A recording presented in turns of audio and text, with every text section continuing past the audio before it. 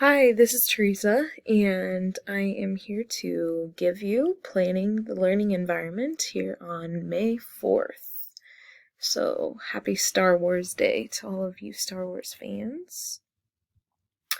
Um, I just wanted to start this module with some examples from my building, and I actually have worked in 2 buildings this year. We have been fortunate to be hybrid or now we're fully in person. So I have been in the building every single day. We will start off here with my room. So I'm a science teacher, hence my science Bitmoji there. And oops, I'm so sorry.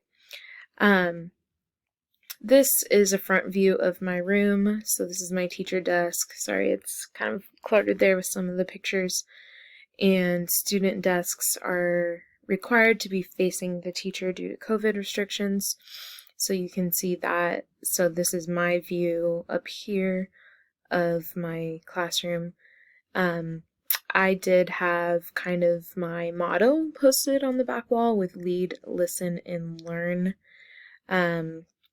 Just things I wanted the kids to keep in mind and kind of some classroom ideals. But it's pretty sparse. As a new teacher, I didn't really have time this year or money to necessarily spend on decorations, and these pictures are kind of early. As we went throughout the year, there were some student posters and projects that got posted in this classroom, but I've never been one to necessarily like the super cluttered look. I've always wanted to keep it a little more on the clean side, because as our modules, some of the assigned readings and stuff talked about, it can get very visually cluttered and distractive to students. So that was kind of my thought process here, was to be not super distractive and a little more in the streamlined look there with these posters that I had a friend make. So in my building, the English department, I peeked in one of the rooms. Usually this teacher has low lighting, so it has more of a homey feel, and she used to have Christmas lights, but our fire department actually just outlawed that. So, she had Christmas lights kind of around her board to give more of a softer light. Students are displayed in lions in the news here, and this is kind of her visual schedule for her classes up on the board, and then any books that she might be highlighting. Again, student desks are all facing the same direction, space due to COVID. This teacher told me that normally she has a seating area with soft seating like cushions and a recliner for reading time, and she also has a separate room that's kind of a computer lab at the moment, for the student center where they can go in and kind of work in a separate space. And it used to be that these tables were grouped together. Also in my building is one of the science teachers. This teacher has been teaching at the building for 25 years. So this is what I'm talking about with kind of that cluttered look. Obviously, a lot of it is displays of science things and projects of past students. I didn't get pictures, but she does have live animals as well, some rats here. There's a couple snakes in the room as well. I do particularly like this display, though, of native Kansas grasses. She is a ecology teacher, so I thought this one was actually pretty cool. But some of the other stuff, I can see where it gets distracting. And the other thing that she had and a couple of the other teachers have that they picked up from a conference they went to a few years back is prefixes and suffixes in Latin or Greek you could do, or really any kind of concept. And these are actually on the ceiling. So I took this upside down, and throughout the years, she has students have to basically draw or color out what the prefix means, like urethra for red blood cells there, and she picks the best one. If she thinks it's better than the previous year's one, it gets put up on the ceiling. but students usually have to do 2 or 3 of these a unit, I believe, is what she told me. But I did like that it does draw your eye to the ceiling, and for her, she uses it as a teaching point and has it in the direction that the students can read it from left to right, so it's opposite for her, but it's a good visual aid when she's referring to certain terminology and scientific words that use the prefix or suffix. So some of the pros and cons of what I've seen. The English room had more of a clean appearance. The science room had more student work displayed. Prior to COVID, the English room had more differentiated space. Cons were that the English room had a little bit less student work. The student work displayed in the science room is usually past students and not necessarily current students, which I feel like can be deflective for some students. And the science room had less flexibility and just seemed a little bit more cluttered. Overall, I think what we can take from this module is that the space needs to be balanced, and there needs to be a balance as well, besides just physical space, but like the social and the emotional space.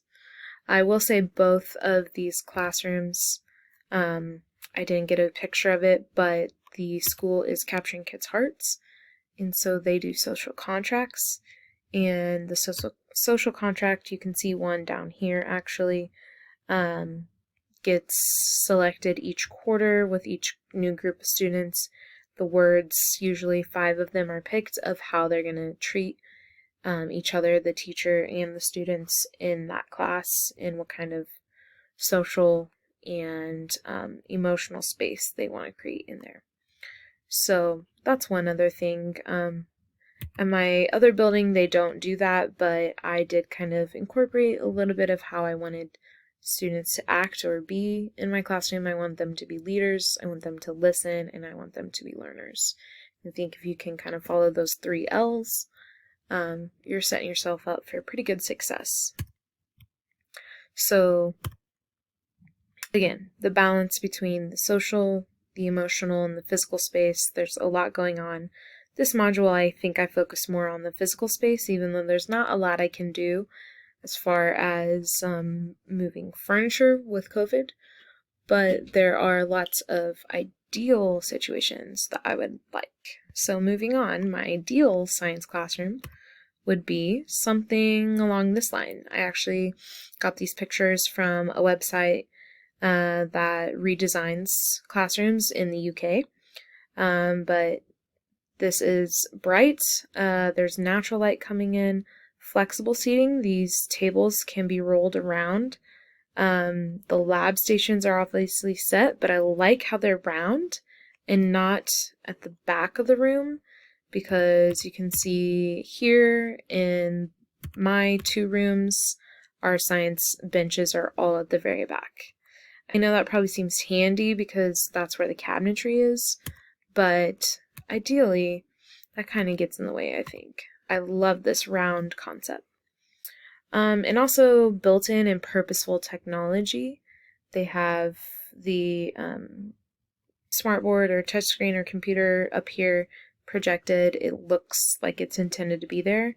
I feel like a lot of our projector screens are just kind of hodgepodged in because the buildings were built before really the technology kind of got integrated. So,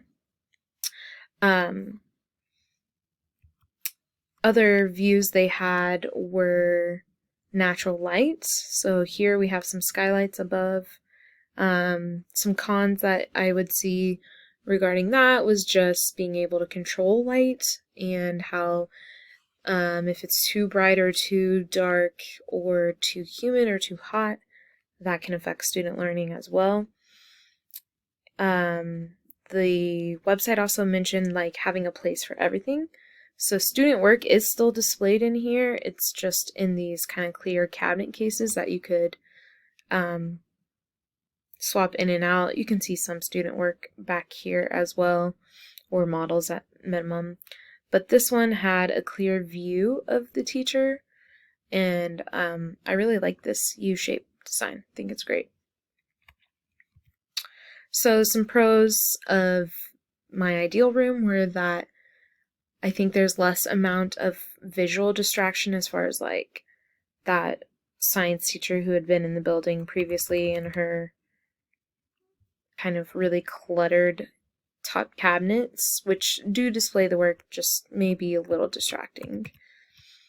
And there's some color differentiation going on here, drawing the eye to the ceiling a little bit in the layout of the floor, but not overly distracting. The cons, sometimes to some people it might look a little sterile. Maybe it needs a little more personalization. I don't know, a plant on the desk or pictures of the students in some way. This looks maybe a little more like the teacher doesn't actually live in this room, so to speak, and that maybe the teachers rotate through, which isn't really how it works in my building. I also think that there's some lost space, unless it's hard to tell, these cabinets could be whiteboard surface too. But there's one room in one of my buildings that had whiteboard surface tables, so I've always thought that was great too. Just students still, even though we have all this technology, they still need a place to write. That's just a skill they need. So there is kind of a lack of that as far as in the room, but you do have the technology portion that could take over for some of that. So anyway, hopefully you've enjoyed some of my memes here. You win some, you lose some, you just can't get the perfection, 100% there, because every learner is different and they're all going to need or have different needs. And your style is different, so you just have to do the best with what you have there. But there's my reference slide. Overall, there's just so much that goes into classroom, and I think there's a true need for natural light that neither of my science rooms have, mostly because my science room serves as the tornado shelter as well. And this science teacher's room does connect straight to the greenhouse, so lots of different things going on there. Student learning is the main goal. I think ideally once we get some ability back from COVID, most of the teachers in my building will go back to doing group seating, which tends to give better partnership amongst the students and collaboration. This teacher did not like having her seats in a row. Quite frankly, I did not really either, because it was really hard to get students to kind of cooperate with each other. But I think we're on the edge in the end of some of this, and we might be able to return back to a little bit more normal, hopefully soon. But overall, there's just so many factors to consider for an ideal science classroom in particular. Really, you need a place for lab and sinks and gas, and you need all those kind of physical components, but you also need a space for lecture or theory and thought, which could even be more comfortable seating. So it is hard because these benches are not movable a lot of the times, and so that's why I really liked a lot of the flexibility that this type of room provided. This room also, you'll notice, just has maybe one table up here for the teacher, but really allows for greater teacher mobility, which is kind of more my style and what I like to do. Check in on the students and let them be more of the explorer while I am a little more of their facilitator. So anyway, I appreciated this module. It was some good learning and great to see some examples, and this has been a good class. Thank you so much for your input, thoughts, and hopefully everybody has a great summer. And that is it. Thank you. Bye.